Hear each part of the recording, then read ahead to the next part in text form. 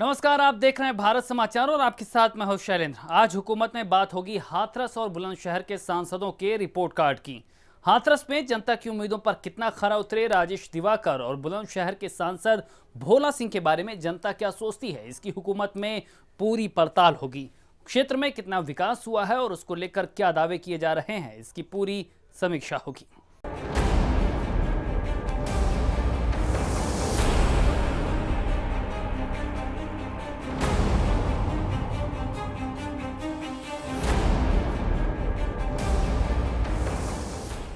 आपको हाथरस के सांसद राजेश दिवाकर का रिपोर्ट कार्ड दिखाते हैं। हाथरस की जनता का दिल जीतने में दिवाकर कितने कामयाब हुए हैं, इसकी पूरी पड़ताल करते हैं। देखिए हमारी खास रिपोर्ट। हींग और गुलाल के लिए मशहूर हाथरस की जनता एक बार फिर से अपने क्षेत्र का सांसद चुनने के लिए तैयार है। लेकिन पिछली बार जिन उम्मीदों के साथ जनता ने वोट डाले थे, वो उम्मीदें लोगों की पूरी नहीं हुई हैं। हाथरस में हींग, दाल, कारपेट और रंग के कारोबार में ज्यादा तरक्की नहीं हुई। कई जगहों पर ट्रेनों का स्टॉपेज नहीं है।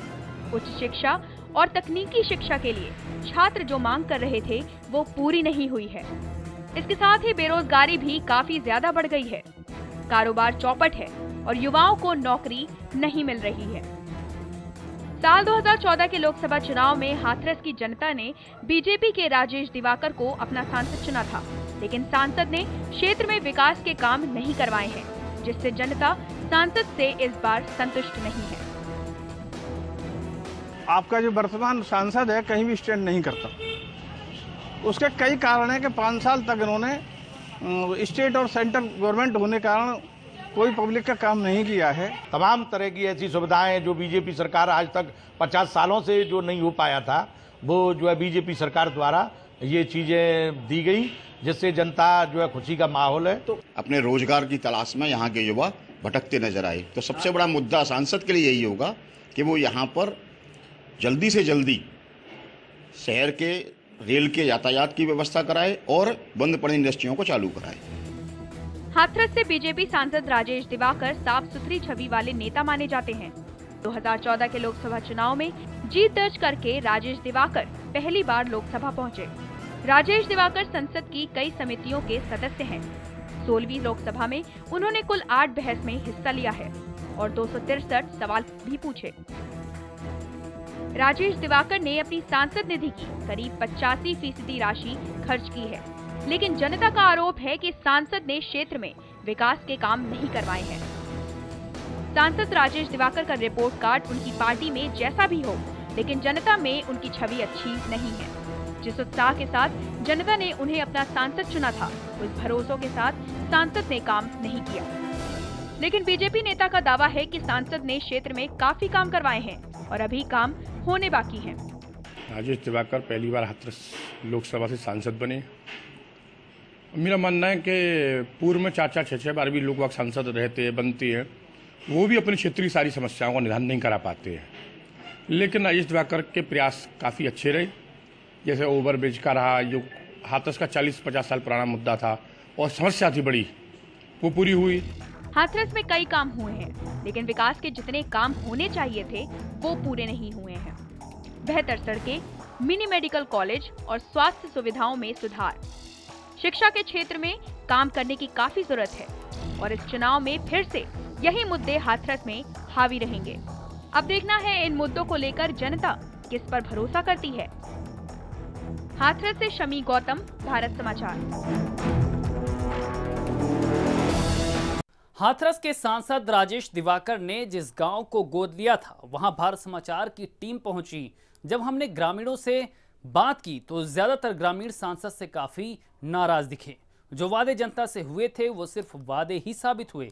गांव की तस्वीर आज भी बदहाल है।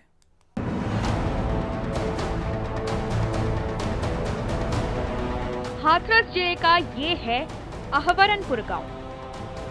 तस्वीर देखकर आप खुद समझ सकते हैं कि गांव में विकास के नाम पर सिर्फ खाना पूर्ति की गई है। हाथरस के सांसद राजेश दिवाकर ने अहवरनपुर गांव को गोद लिया था।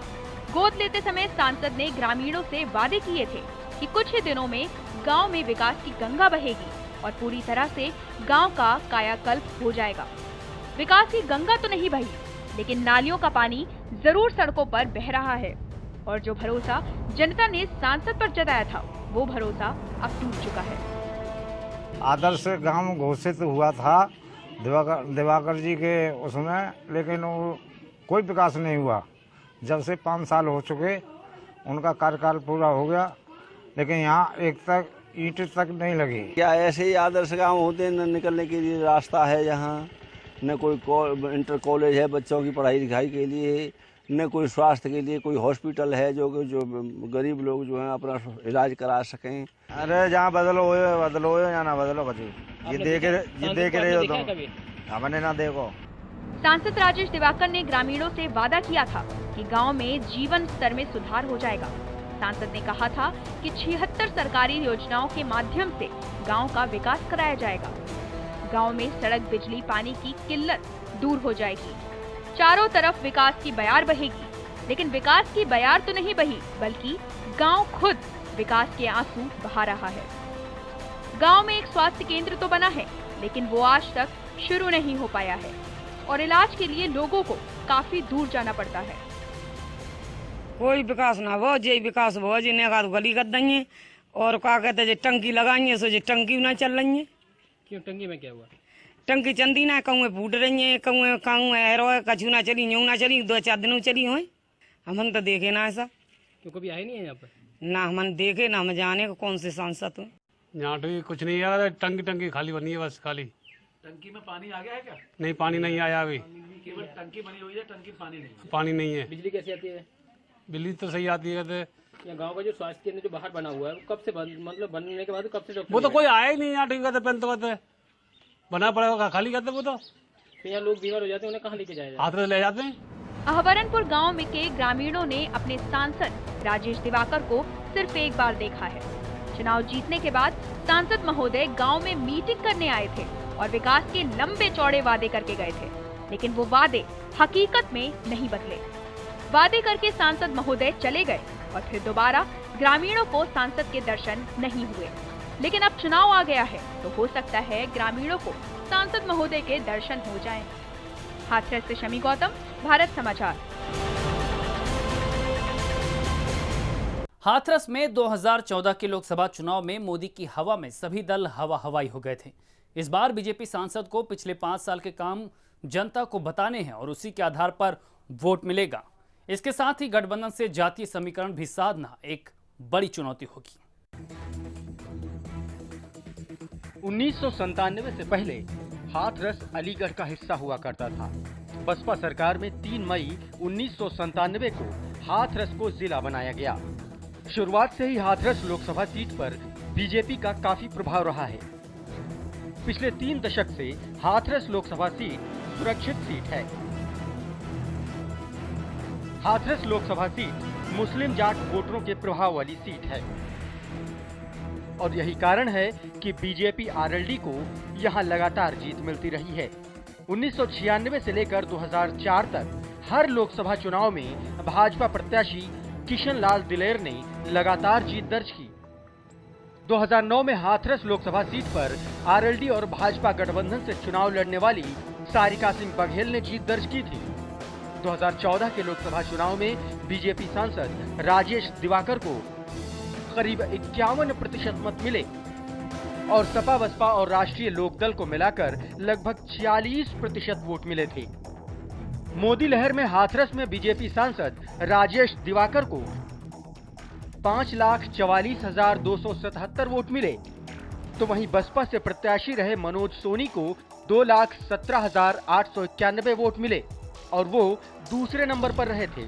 हाथरस में मतदाताओं की संख्या की बात करें तो यहाँ कुल 18,31,216 मतदाता हैं, जिनमें से 9,90,708 पुरुष मतदाता और 8,40,439 महिला मतदाता हैं। हाथरस लोकसभा सीट में 5 विधानसभा सीटें आती हैं, जिसमें छर्रा, इगलास, हाथरस, सादाबाद और सिकंदराबाद राऊ सीटें शामिल हैं। 2017 में हुए विधानसभा चुनाव में यहां सिर्फ सादाबाद में बीएसपी ने जीत दर्ज की थी। और बाकी की 4 सीटों पर बीजेपी जीती थी। अब लोकसभा चुनाव हैं और पिछली बार से इस बार समीकरण बदल गए हैं। अक्सर बीजेपी के साथ गठबंधन करने वाली आरएलडी इस बार सपा और बसपा के साथ खड़ी है। अब देखना है कि इस बार हाथरस की जनता किसके सिर पर अपना हाथ फेरती है और कौन सी पार्टी का प्रत्याशी जातीय समीकरण साधने में कामयाब होगा। हाथरस से शमी गौतम, भारत समाचार। तो हुकूमत 2019 में यहां पर वक्त है एक छोटे से ब्रेक का। ब्रेक उस पर आपको दिखाएंगे वीआईपी सीटों का पूरा समीकरण।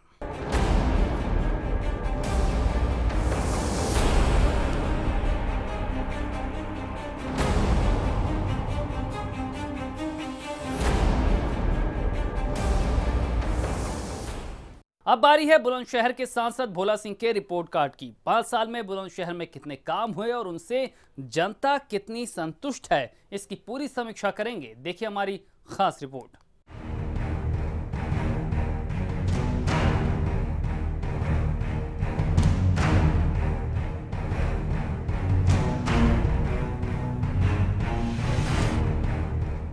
बुलंदशहर में होने वाला लोकसभा चुनाव इस बार अहम होने वाला है। हाल ही में यहां गोहत्या के शक में हिंसा के बाद पूरे देश में बुलंदशहर की चर्चा हुई थी। पश्चिमी उत्तर प्रदेश की यह सीट बीते कुछ समय से भारतीय जनता पार्टी का गढ़ रही है। अभी भी यहां से बीजेपी के भोला सिंह सांसद हैं। पिछले लोकसभा चुनाव में भोला सिंह ने मोदी लहर में जबरदस्त जीत हासिल की थी। बुलंदशहर में विकास को लेकर जो दावे किए गए थे वो जमीन पर नहीं उतरे। विरोधियों का आरोप है कि जिस तरह से पूरे 5 साल मोदी जी विदेश यात्रा करते रहे, वैसे ही बुलंदशहर के सांसद भोला सिंह बुलंदशहर छोड़कर दिल्ली में घूमते रहे। सांसद जी ने वो काम किया है जो उनके प्रधानमंत्री ने किया है। प्रधानमंत्री विदेशों में रहे हैं और ये दिल्ली के गलियारों में आराम फरमाते रहे हैं। वहीं सपा नेता का भी कहना है कि सांसद जी ने पूरे 5 साल कोई काम नहीं कराया। जिले की सड़कें खराब हैं, विकास के काम नहीं हुए हैं और सांसद महोदय सिर्फ विकास के खोखले दावे करते रहे। लेकिन इस बार जनता बहुत करारा जवाब देने वाली है। विपक्ष का तो ये भी दावा है कि इस बार सांसद की जमानत जब्त हो जाएगी।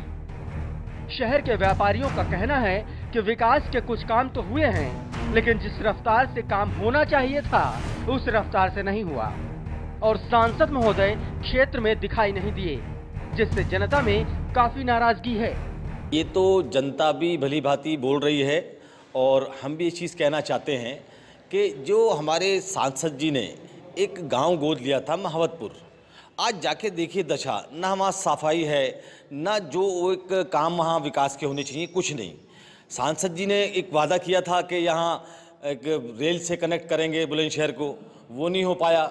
आज रोडों के हालात देखिए आप, और यहाँ तक है कि जो सांसद की एक नैतिक जिम्मेदारी बनती है, लोगों से संवाद, लोगों के बीच में जाना, विकास के कार्य करना, वो पूरी तौर पे ठन-ठन गोपाल रहा है।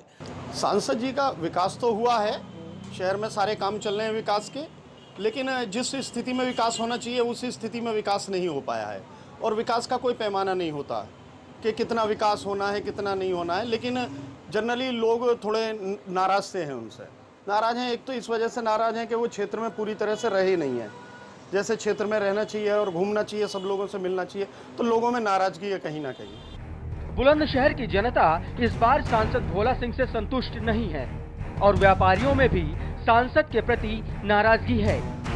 लोगों से बात करने पर पता चला कि बुलंदशहर की जनता अपने सांसद के काम से खुश नहीं है। इस बार फिर से बीजेपी ने भोला सिंह पर दांव लगाया है, लेकिन जनता की नाराजगी भोला सिंह पर भारी पड़ सकती है। बुलंदशहर से मनोज कुमार, भारत समाचार। बुलंदशहर के सांसद भोला सिंह के बारे में शहर के लोगों और विपक्ष ने अच्छा फीडबैक नहीं दिया। अब चलते हैं उस गांव में जिसको सांसद भोला सिंह ने गोद लिया था। आइए जानते हैं कि गांव में कितना बदलाव आया है। बुलंदशहर के सांसद भोला सिंह ने साल 2014 में नगला भोपतपुर गांव को गोद लिया था। पूरे 5 साल बीत गए, लेकिन गांव में विकास के नाम पर जो वादे किए गए थे वो पूरे खोखले साबित हुए हैं। जब भारत समाचार की टीम गांव में पहुंची और ग्रामीणों से बात की तो ग्रामीण अपने सांसद से काफी नाराज दिखे। सर कुछ भी नहीं बना है यहाँ पे, कुछ भी नहीं, कोई भी स्कूल नहीं है, बहुत दूर है 3 किलोमीटर। अच्छा, पैदल जाते हैं वहाँ पर। हमने तो ये सुना था साहब बहुत VIP काम हो जाएगा, रोड सड़क इंटरलॉकिंग लगेगा, प्रधान ने भी किया था, बाकी इस गाँव में कुछ नहीं किया उसने। बढ़िया, उससे खरंजा सगरा टूटा हुआ है और आगे चलकर तुम्हें दिखाएंगे। रास्ता इतनी है 3 गाँव की जो पैर रख कर नहीं कर सके आदमी कीचड़ के मारे। ये सांसद जी ने गांव गोद लिया है, तुम्हें कुछ फायदा हुआ है? हमें तो कुछ फायदा ना हुआ। और गैस का कनेक्शन आपने कैसे लिया?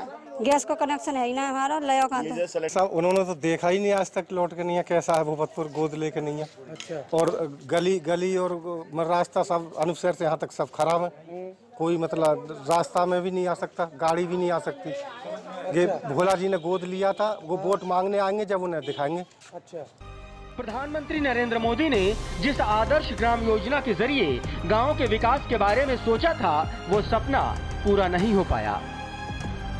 दूसरे गांव को तो छोड़ दीजिए, लेकिन जिस गांव को सांसदों ने गोद लिया था, उस गांव की भी स्थिति काफी दयनीय है।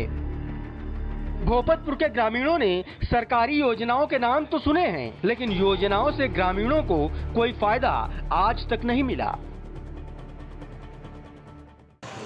हम हैं बुलंदशहर के गांव भोपतपुर में, जो यहाँ के सांसद हैं भोला सिंह, उन्होंने गोद लिया है। और आप देखो कितना बुरा हाल है, इस गांव की नालियां हैं और ना तो कोई पानी की सुविधा है। और यहाँ मेरे साथ बहुत से नौजवान हैं और बुजुर्ग हैं, इनसे बात करते हैं। ये कौन सा गाँव है? नगला भोपतपुर। सांसद जी का गोद लिया हुआ गोद लिया है। तो यहाँ कितना विकास हुआ है? कोई विकास नहीं हुआ, कोई विकास नहीं हुआ है? कुछ नहीं, विकास नहीं है, कुछ नहीं है। तो सांसद जी कितनी बार आए? बिल्कुल नहीं आए, एक बार नहीं आए। चुनाव आ गया नजदीकी, क्या करेंगे आप लोग? क्या करेंगे, हम तो उनकी खिलाफत करेंगे, हम पत्थरों बजवाएंगे और क्या करेंगे। किस में पत्थर बजवाओगे? जो भोला सिंह आएंगे वोट मांगे वाले इतने पर है, भोला सिंह में तो विशेषकर लगनी चाहिए। क्यों?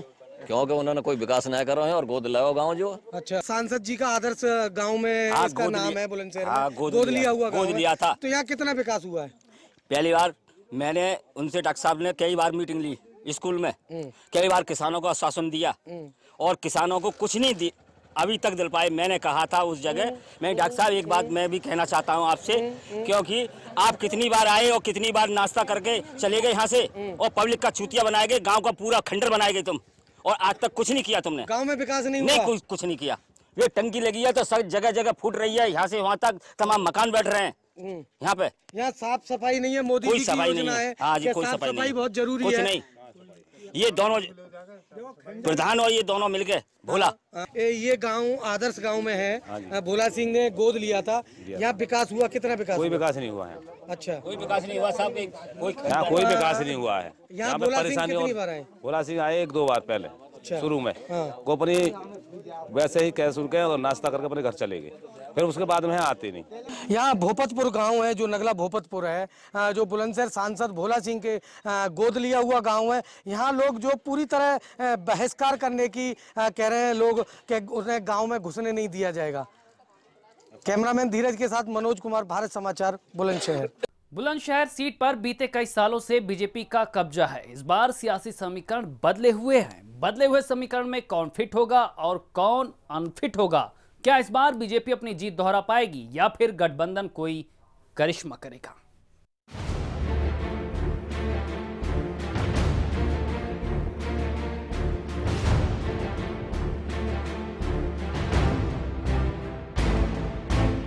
बुलंदशहर लोकसभा सीट पर 1991 से 2004 तक लगातार 5 बार भारतीय जनता पार्टी ने चुनाव जीता।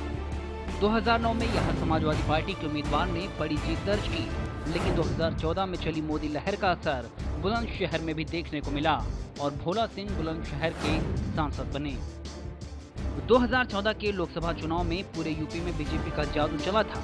बुलंदशहर में भी बीजेपी के भोला सिंह ने प्रचंड जीत हासिल की थी। भोला सिंह को करीब 60% वोट मिले थे। 2014 के चुनाव में बुलंदशहर में 58% मतदान हुआ था। कुल पड़े 10 लाख वोटों में से भोला सिंह को करीब 6 लाख वोट मिले थे। दूसरे नंबर पर बसपा प्रत्याशी प्रदीप कुमार जाटव थे, जिनको 1,82,000 वोट मिले थे।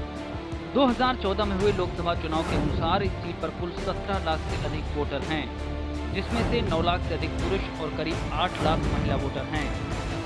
बुलंदशहर जिले में करीब 77% हिंदू जनसंख्या और 22% मुस्लिम आबादी है। बुलंदशहर लोकसभा क्षेत्र में कुल 5 विधानसभा सीटें आती हैं, जिसमें से अनूपशहर, बुलंदशहर, डिबाई, शिकारपुर और सयाना विधानसभा सीटें शामिल हैं। 2017 में हुए विधानसभा चुनाव में सभी 5 सीटें भारतीय जनता पार्टी के खाते में गई थी। बुलंदशहर के सांसद भोला सिंह ने लोकसभा में करीब 10 बहस में हिस्सा लिया है। अपने कार्यकाल के दौरान उन्होंने 330 सवाल भी पूछे, जबकि एक प्राइवेट बिल भी पेश किया। सांसद कोटे के अपने 25 करोड़ के बजट में उन्होंने कुल 88% राशि खर्च की है। भोला सिंह पूर्व मुख्यमंत्री कल्याण सिंह के काफी करीबी माने जाते हैं और उन्हीं के आशीर्वाद से वो पिछली बार सांसद भी बने थे।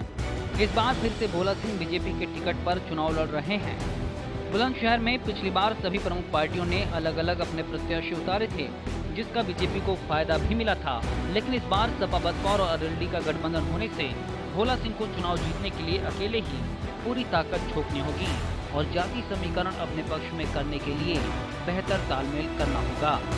बुलंदशहर से मनोज कुमार, भारत समाचार। तो हुकूमत 2019 के आज के एपिसोड में फिलहाल इतना ही। दीजिए इजाजत, नमस्कार।